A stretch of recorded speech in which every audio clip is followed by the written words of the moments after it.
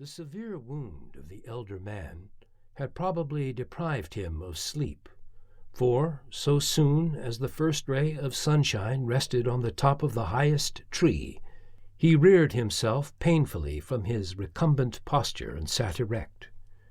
The deep lines of his countenance and the scattered gray of his hair marked him as past the middle age. But his muscular frame would, but for the effect of his wound, have been as capable of sustaining fatigue as in the early vigor of life. Languor and exhaustion now sat upon his haggard features, and the despairing glance which he sent forward through the depths of the forest proved his own conviction that his pilgrimage was at an end. He next turned his eyes to the companion who reclined by his side.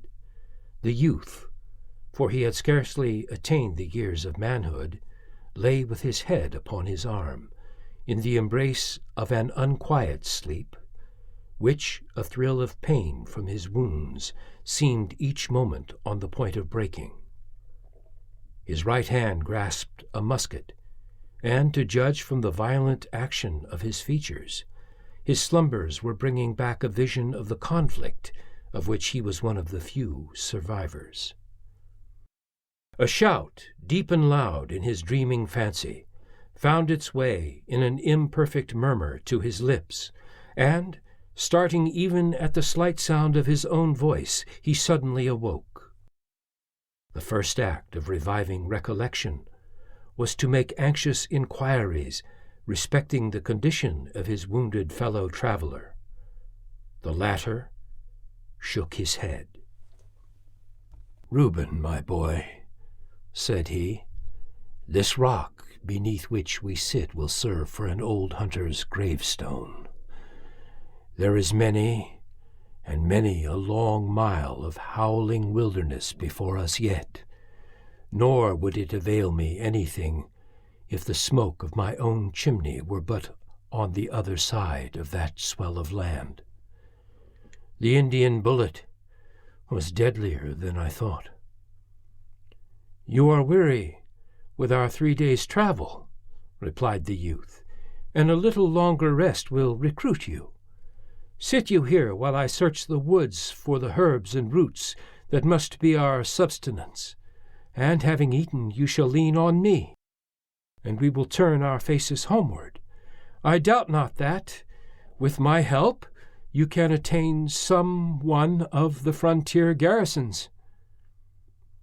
"There is not 2 days' life in me, Reuben," said the other calmly, "and I will no longer burden you with my useless body, when you can scarcely support your own. Your wounds are deep, and your strength is failing fast. Yet, if you hasten onward alone, you may be preserved. For me there is no hope, and I will await death here." "If it must be so, I will remain and watch by you," said Reuben resolutely. "No, my son, no," rejoined his companion. "Let the wish of a dying man have weight with you.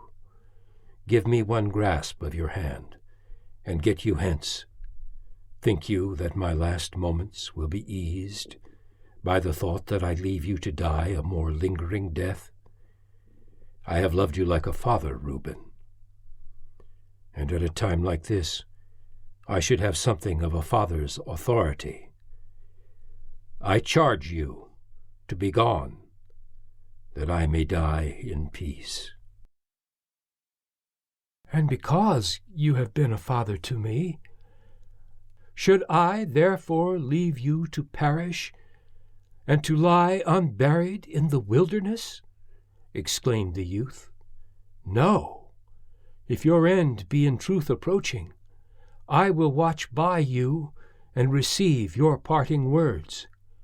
I will dig a grave here by the rock, in which, if my weakness overcome me, we will rest together.